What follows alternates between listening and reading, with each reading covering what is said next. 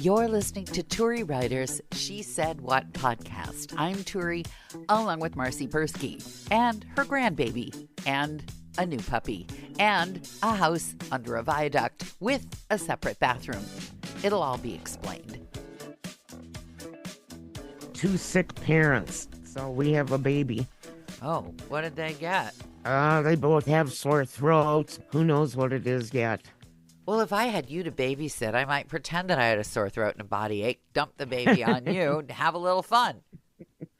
Frankie invited him to sleep in the bed with us. And I said, Eve, go get a pack and play. I'm not sleeping with a poopy little baby in between us. There are a lot of people who did that parental family bed thing.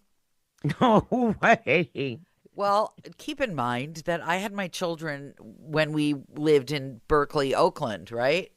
Yeah. Yeah, the family bed thing was huge. And my pediatrician was very smart. He said, I don't care if you have the baby in your bed or not. Just know that after 3 weeks, the baby's going to know where he is.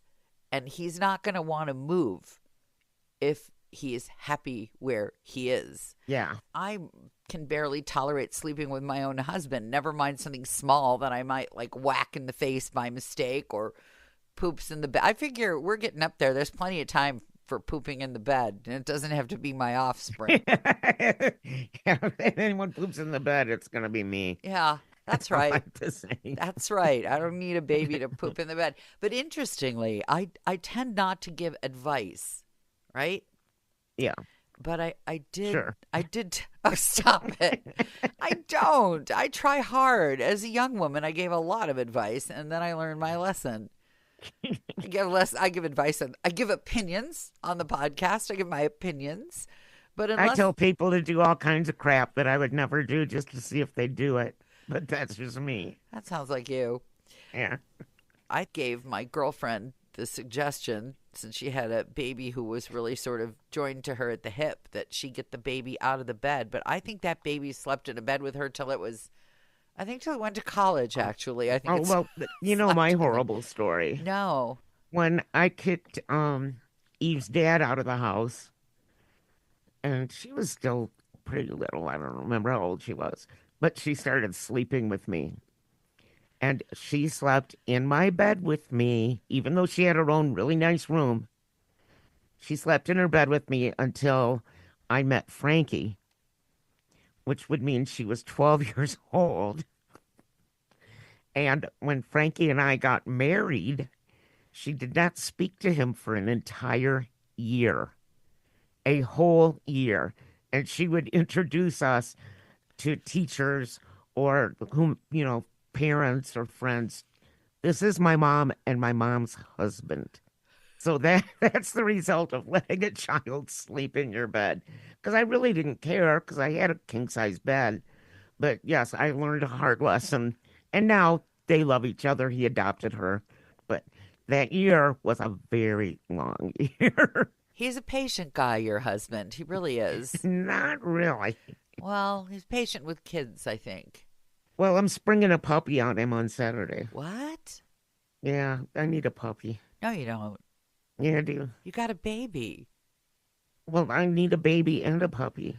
That dog Belly, that beast of a 9,000-pound boxer dog. She's only 40 pounds. She was very unhappy. Looks like a tank. She was very unhappy with another dog in the house. Well, she was unhappy with Minion, but she's going blind, and she's going to need a seeing eye dog. This is going to be fantastic. I could just see it Her now. foster said that she thinks that Belly will be very maternal, and this dog is so squirrely looking. It's a good thing your husband is good looking, because these pets that you pick are just the weirdest things on 4 legs.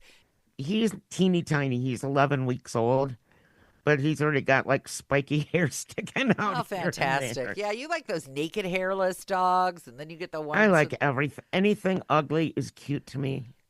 I'm just going to let that sit there. I'm not, not going to do anything with that. So, yes, I'll have sweet puppy stories for you next week. You know, you think you're going to have sweet puppy stories for me. What you're going to have is a bunch of chewed up furniture and excreted upon rugs. Oh, no, that lesson's been learned. We just fostered a 7-month-old German Shepherd who had learned nothing. We would take that dog outside and that dog would pee and we would praise the dog. And the dog was so proud that it would come inside and pee right on my bedroom rug. So, Well, yeah, you praised me for peeing. Look, I can do it inside too. Wee! but that's a good-looking dog. I think ugly dogs try harder.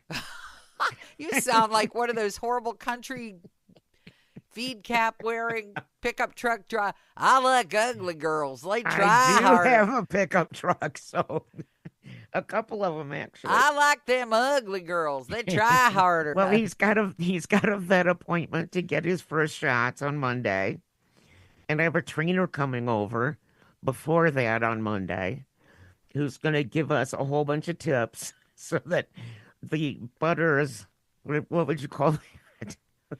That tank The- you call a dog? The The land hu- shark the- that ate every piece of furniture and every shoe will not happen again. And I'm home all day. I still can't drive because my arm doesn't make that grab a steering wheel How are movement you going to take care of a puppy with only one arm working? And with my left arm. oh, good God. Same way I take care of the baby. I lift him in my left arm, and he only weighs 20 pounds. An 11-week-old puppy weighs 20 pounds? No, the baby. Oh, The baby weighs 20 pounds. No, this puppy looks like a kitten. I have no idea. He doesn't have big feet, but I'm sure in 3 weeks his feet will be giant. I'm not going to make any tiny hands jokes either. We're recording this show just a couple days after the election. It's not a political show, but I can No. tell you that in my world, people are behaving so badly. So Yeah, badly. mine too. People are signing letters to their friends. You are evil and everything you voted for is evil. You disgust me. It's amazing. I have one friend. I'm afraid Yeah. to even open a single one of his emails. Yeah, don't. I can't look. I don't care that they voted one way or another way. I care that they seem to have lost any veneer of civility. And I was just going to say, yes, the lack of civility right now is just, I don't have a word for it. If my mother was alive right now, she would be so shocked and awed that this is the way things are. I mean, the election's over. Deal so with it and keep going and go to your job and take care of your family. We live in a free country where you can protest and you can write letters. I think I'd like a vocabulary list for people so that they can say what they need to say, but politely. I Yeah, think good luck with that, too. I think they should use words like terribly disappointed or deliriously excited or beyond my expectations or thrilled for the country or demoralized. I don't think they should be using words like that bleeping bleep. I'm going to bleep up their whole bleep. Stop it right I just now. tell anybody who's being an idiot from one side, well, work harder next time. And from the other side, shut the blank up. Oh, aren't you neutral? I am neutral. Everybody knows I'm This not. is Switzerland. I And I've invited all our friends, anyone who wants to hide out. We have 5 acres in the forest. You can come hide out. No one will ever find you. But I'm charging rent. Oh, okay. What are you charging people? Well, it depends on who it is. Oh, I see. And if they bring a family and a yurt. How's your plan going for that summer home, speaking of? It's on hold. Yeah. We need new windows in our log cabin here. Oh, good. Well, I'm hoping the urge will pass. I would like to not be living under a viaduct when I'm 80, is what I think you should be saying to yourself. Not I'm that not you going asked. to live under a viaduct. Okay. My husband's a master carpenter. At least he'll build me a little hut underneath that Underneath the viaduct. viaduct. Right. It'll be beautiful. Yeah. It'll have heat, air conditioning, Exhaust. plumbing. I don't know how they built this house, but nothing opens in the front. That's what I used to tell guys on dates. Nothing opens in the Nothing front. can open in the front. Sorry, nothing Yeah. opens in the front. Oh, yeah, it was that sliding glass door that Kevin knows how to open. and comes in looking for things What's that don't really belong to what's him. really amazing about home ownership, and this is when you really are envious of your friends who live in apartments or even condos where they're not responsible. It's amazing how a project for your house can exceed what you paid for your house in the first place Yep, really, really fast. Really fast. I mean, it takes very little you're, effort. you are so right. Uh, And and I was one of those people that always said, I don't understand why people buy condos because you're buying an apartment and you've got people living next to you, under you, beside you, just like an apartment building. Well, now that I'm old and I go around picking up garbage and planting this and planting that, and I understand now.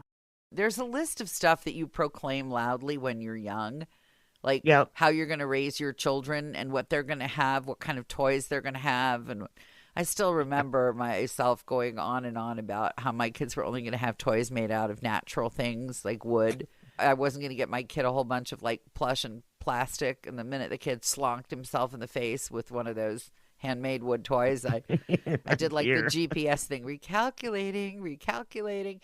It's too bad that I wasn't keeping a list sooner of all the things that I was really, really sure about and really, really wrong about.